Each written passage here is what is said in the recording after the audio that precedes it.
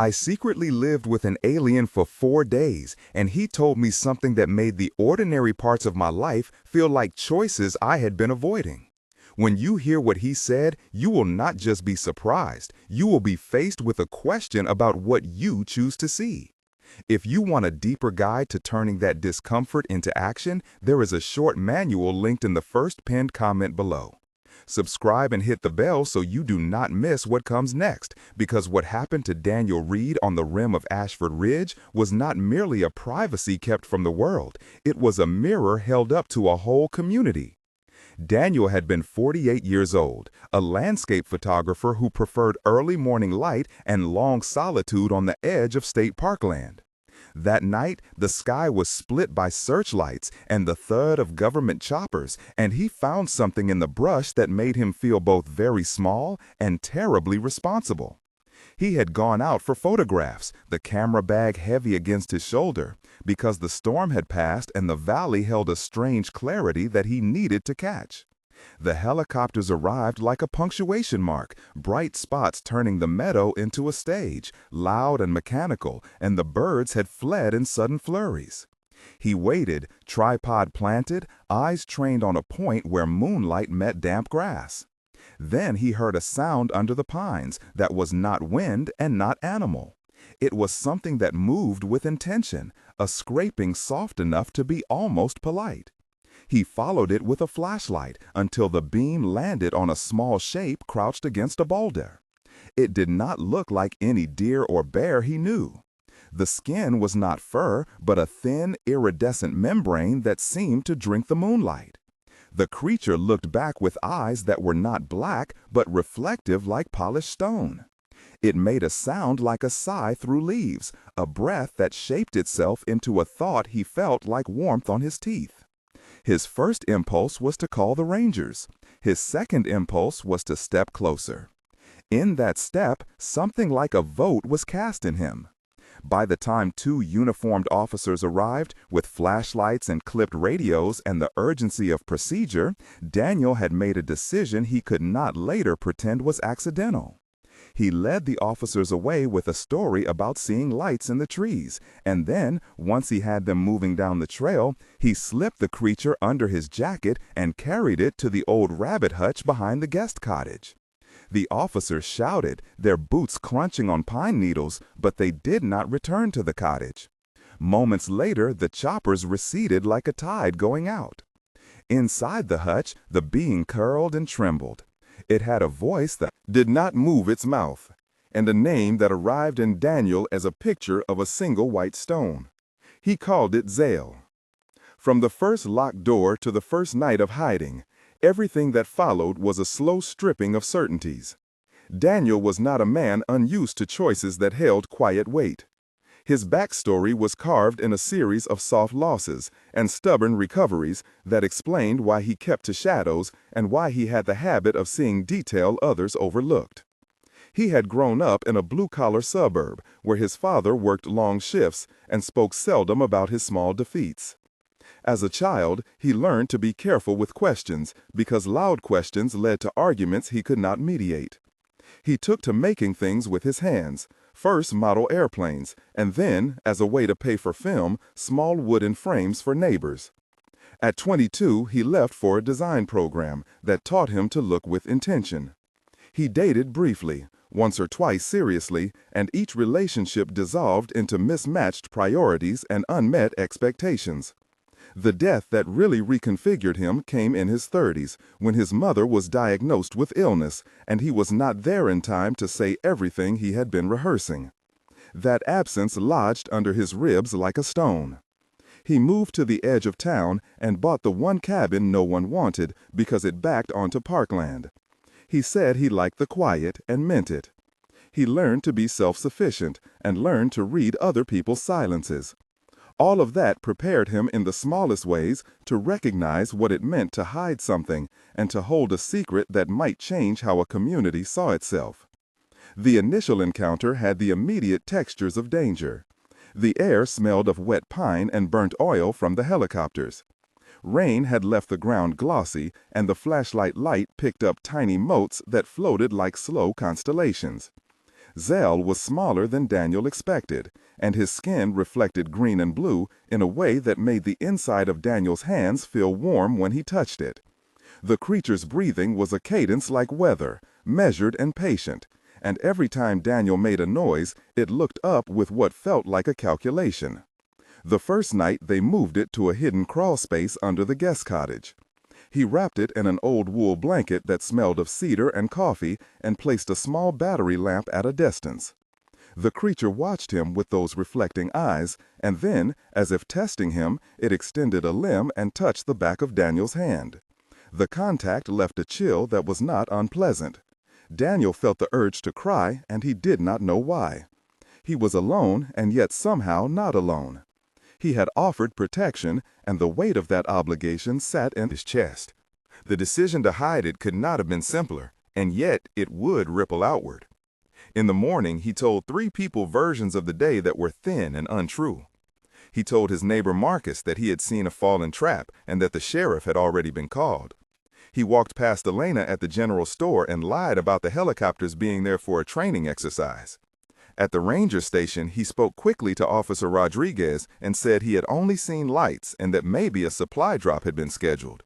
He kept the truth close as he tended to Zell, who healed in ways that were not purely biological.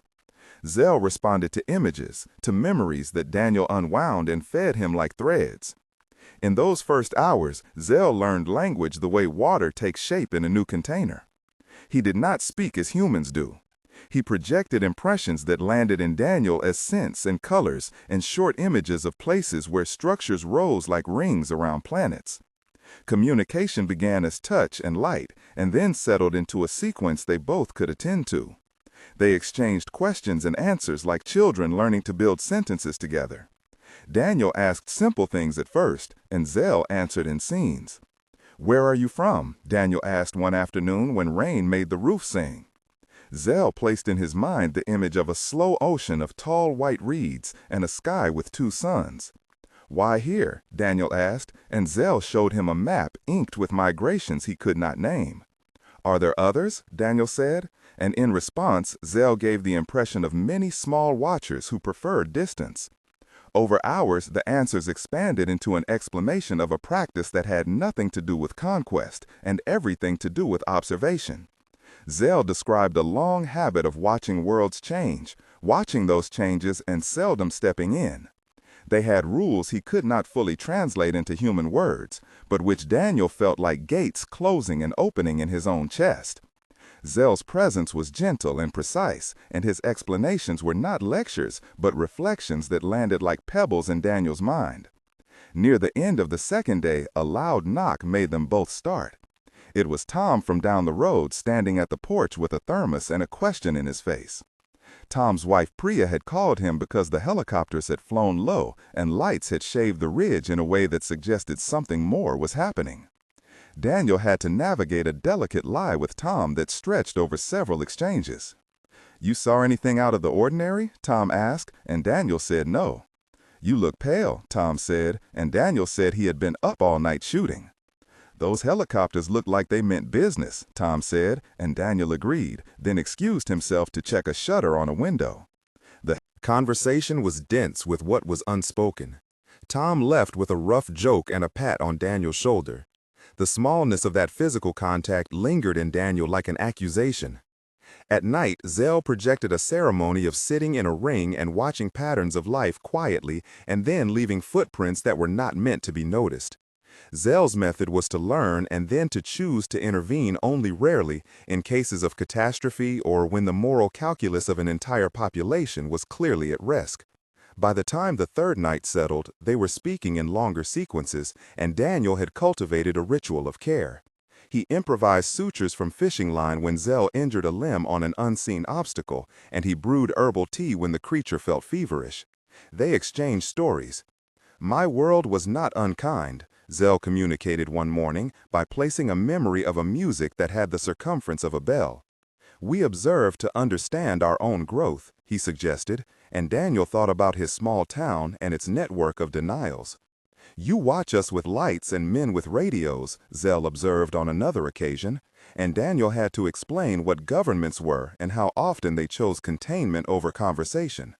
Zell listened without judgment in a way that made Daniel feel both elated and exposed. The dialogues between them deepened into an interrogation of what it meant to accept comfort over clarity.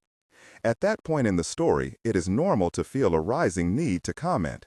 If you are feeling shocked or unsettled, that is part of the process. If this touches something in you, please share it.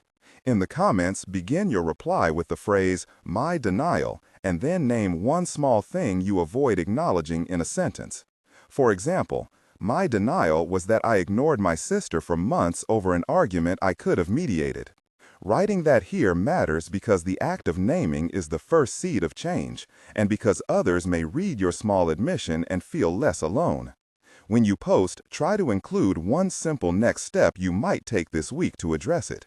Sharing like this does not fix everything, but it creates a map of how small, cumulative actions build a different kind of community. If you want the guide that explains how to move from confession to action, the short manual is in the first pinned comment below. Now return your attention to Daniel and Zell and to the reason their quiet exchange soon became a test not only of secrecy, but of conscience. The communication that followed was less about the mechanics of language and more a series of moral images. Zell described a chain of observers who had agreed to watch civilizations and to step in only when a clear threshold was crossed. The rules were not imposed by a council, but by a practical ethics that had evolved from, "We learned the hard way," Zell conveyed, an impression that tasted like black coffee and cold iron. He showed Daniel an archive in frames, images of worlds in which an early intervention changed a species into dependency or halted an organic transformation that had moral implications. "Our restraint is a form of responsibility," Zell suggested, and Daniel saw in that term a mirror for human institutions that also restrained or avoided uncomfortable truths. The idea was unsettling. Daniel had always assumed that secrecy and power were held by men in rooms.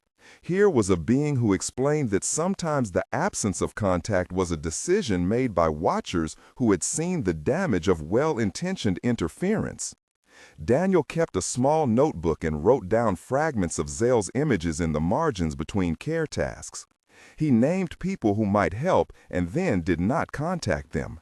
He imagined calling Dr. Samuel Park at the university and telling him everything, or driving to see Mayor Lena Ortiz and demanding that the town face what had occurred.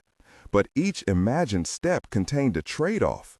If he told the truth, there would be helicopters and quarantines and a public spectacle that could reduce a living being to a file and a set of instruments. If he kept the secret, he became complicit in silence. In private, he argued with himself in dialogue that sounded like an echo chamber. "You cannot keep it safe," he said aloud once to Zell. Zell replied by projecting a scene in which a quiet conversation between neighbors prevented a larger catastrophe. The exchange was like sliding into the truth sideways. Tension thickened one evening when a woman named Hannah, who ran the local diner, came by carrying an extra blanket she said she had found at the back of her van. She had noticed footprints that did not belong to any animal. Her eyes searched Daniel's face for some admission. He tried to redirect and then allowed himself a brief confession that stopped short of the whole story. They sat on the porch and talked as rain traced slow rivers down the porch post. "People see what they want to see," Hannah said, stirring sugar into her coffee. Daniel thought of his childhood and how his father had chosen not to speak of the factory accident that had reshaped the town. "Maybe they are protecting themselves," he said, and Hannah nodded in a way that suggested she knew more of the town's soft denials than she let on. The scene was long and full of sensory detail. The coffee smelled bitter and clean. The porch light hummed. Somewhere in the valley a dog barked and then fell quiet. The moment felt like a hinge. Those conversations were punctuated by more practical processes that Daniel had to learn quickly. He learned how to camouflage the hutch by dragging branches and weaving in moss, and how to siphon a small solar battery that could power Zell's lamp and a makeshift cooling system. He wired a rain barrel so that the water could be filtered through charred cloth and boil when necessary. When a tiny infection appeared on Zale's skin, he sterilized a needle with alcohol, a slow and methodical procedure that Daniel described to himself in steps as if reading from a manual to avoid trembling. The process of tending to Zale was an exercise in technical patience. At night, he would sterilize tools and then sit and listen to the soft hum of the cottage. The mechanical sounds made him aware of the fragility of all arrangements. These technical descriptions were precise and unromantic, and they grounded the emotional weight of secrecy in something almost bureaucratic. As they spoke, Zale explained why the visitors often chose not to reveal themselves. He showed images of human crowds reacting to sightings, of governments that weaponized fear, of communities that tore themselves apart in search of scapegoats. "We observed a pattern across systems," he communicated. "Intervention did not lead to growth but to dependency or to violence." The examples he shared were vivid: a pastoral world where an introduced technology led to rapid collapse of agriculture; another where a healing gift became a new form of hierarchy. He positioned his species not as superior, but as caretakers who had learned to treat time as a teacher. That explanation reframed the commonly told story of hostile invaders and replaced it with the more unsettling idea that non-intervention could be an ethical choice based on long observation. Daniel felt the ground of his assumptions shift. The real test came when the wider pattern of denial was placed directly in his hands. Zale revealed that he had not crashed by accident, but had sent a signal and miscalculated the strength of local responses. He had been looking for a small private exchange to understand the human mind in its messy, contradictory state. "We are watchers," he said. "We study how societies maintain coherence in the face of change." Daniel asked why then they were not more open. Zale replied by showing him frames of public hysteria, of a town that had once seen a falling object and had turned on a family that looked different, accusing them of inviting danger. The memory tasted of smoke and regret. Daniel understood that the decision to remain hidden was not only about protecting the watchers, but also about protecting humanity from reactions that would harm itself. This was the turning point where the narrative turned from a private ethical dilemma into a collective one. Zale told Daniel that many observers wanted to begin a new practice of measured contact that would prioritize partnership over rescue. He said that such a program would require communities to accept certain hard facts about themselves, to recognize structural patterns of denial, and to commit to collective responsibility. "You think you are ready," Zale said without accusation, and Daniel felt as if the question projected onto his town. Could the people of the valley look at their institutions, their shortcuts, their moments of looking away, and choose otherwise? Daniel decided to act in the smallest way he could. He organized a gathering with 5 names he trusted enough to handle the truth without dissolving into spectacle. He invited Marcus, Elena, Tom, Hannah, and Officer Rodriguez to his porch under the guise of a town meeting about trail maintenance. He told them only that he had concerns about the helicopters and wanted to discuss search procedures and neighborly help. One by one they came, bringing skepticism and warmth in equal measure. Daniel did not lay out everything at once. He began by asking each person a question meant to open them without exposing Zale. "What would you do if you had to choose between a rule and a life?" he asked. The answers were halting. Marcus spoke of fidelity to orders. Elena spoke of loyalty to family. Tom talked about fear of being ostracized. Hannah said she would act for children. Officer Rodriguez confessed to being torn between duty and conscience in a dozen calls in his past. There were 8 exchanges in that sitting that could be counted like a formal dialogue. Daniel asked, "Could you hold a secret to protect life?" And Marcus replied, "It depends on who decides what life is worth." Elena said, "I would want to know the consequences." Tom said, "If it meant enemy men with guns, I would hide and pray." Hannah said, "I would act for children." Officer Rodriguez confessed to being torn between duty and conscience in a dozen calls in his past. There were 8 exchanges in that sitting that could be counted like a formal dialogue. Daniel asked, "Could you hold a secret to protect life?" And Marcus replied, It depends on who decides what life is worth. Elena said, I would want to know the consequences. Tom said, if it meant enemy men with guns, I would hide and pray. Hannah said, I would keep it because I know what panic can do. Officer Rodriguez said, we have protocols, but sometimes phones go silent, and then what matters is what we do next. Daniel said, what if our choice to hide something now is what keeps us humane later? And they all fell into the kind of thinking that felt like the slow turning of a lock. The dialogue was messy and real. It showed how a table of ordinary people could become a place where a new ethic might begin to be tested. They made a pact that night that was small and practical. They agreed to build a watch schedule to guard a perimeter, to create a protocol for immediate medical care without calling larger authorities, and to begin a series of honest conversations in the diner and the church and the school board. Daniel placed Zell under a shallow net that provided shade, and they passed lessons to one another about courage that required more than flash and headline courage. Zell rested, and on the fourth morning, he prepared to leave. His departure was not dramatic. He had no ship that unfurled with noise. Instead, he left a small token beneath a loose floorboard, a smooth white stone much like the image of his name. He placed his hand on Daniel's cheek in a contact that felt less like farewell and more like an instruction. The epilogue began immediately and then continued in broader arcs. 1 month later, the town had an undercurrent of rumor, but no official statement. The small group had kept their promise to each other and had met twice a week to discuss how to translate secrecy into community safeguards. They built a small volunteer response team that practiced patient problem-solving rather than panic.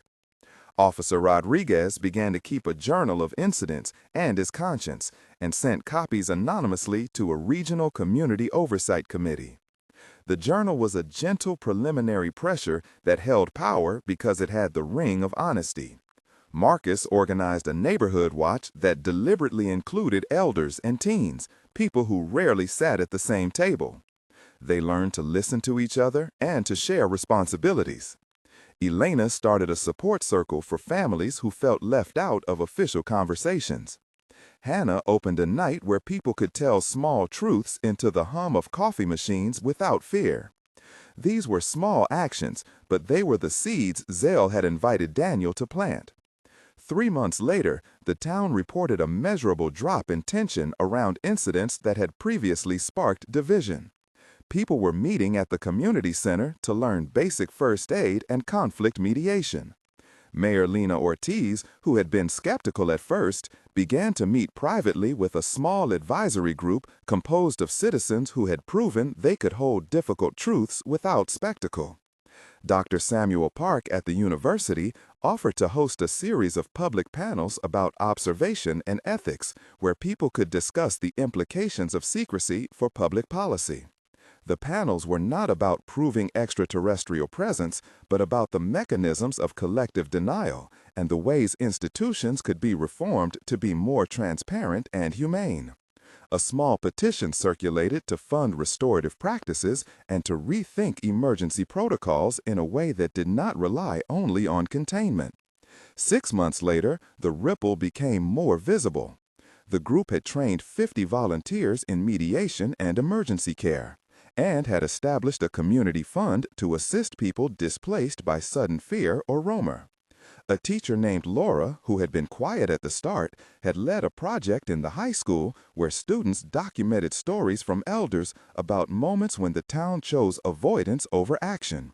Those stories were compiled into a public exhibit that did not sensationalize but invited reflection.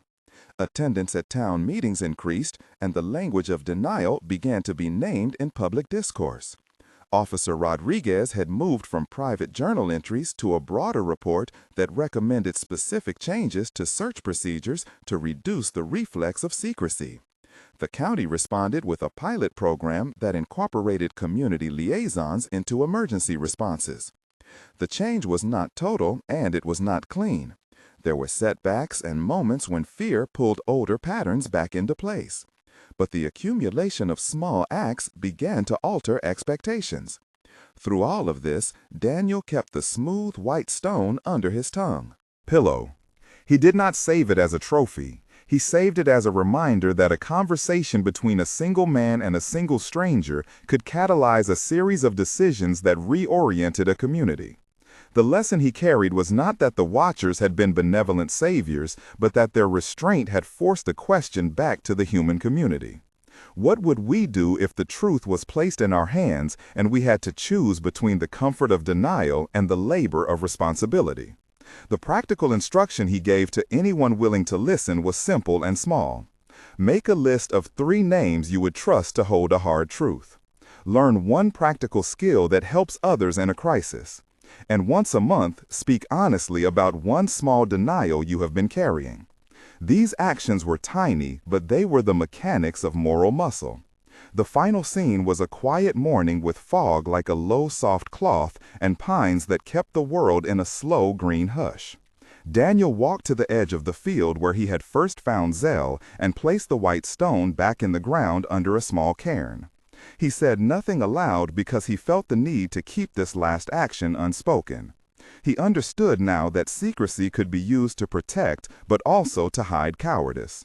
The alien had not given him answers that absolved humanity. He had given him a mirror and a method. The responsibility was not to become a zealot of revelation, but to build institutions and habits that allowed truth to be born without breaking the people who needed to hear it. The message Zell left was not a prophecy, but an ethical proposition. The Watchers would keep watching, and sometimes stepping in would be the paradoxical way to keep people free. If this story has left you with a question about your own life, act on it in one modest way today. Call a person you have avoided. Volunteer at a local community center for one shift. Attend a public meeting and ask a question about emergency response. If you want tools to move from intent to habit, the short guide in the pinned comment below offers a set of 3 practices to begin with. Subscribe to follow these stories that turn shock into responsibility, and join a community that chooses to plant seeds rather than raise alarms. This was not a tale of conspiracy. It was a story about the choices ordinary people make when faced with the impossible, and about the way those choices accumulate into a different future.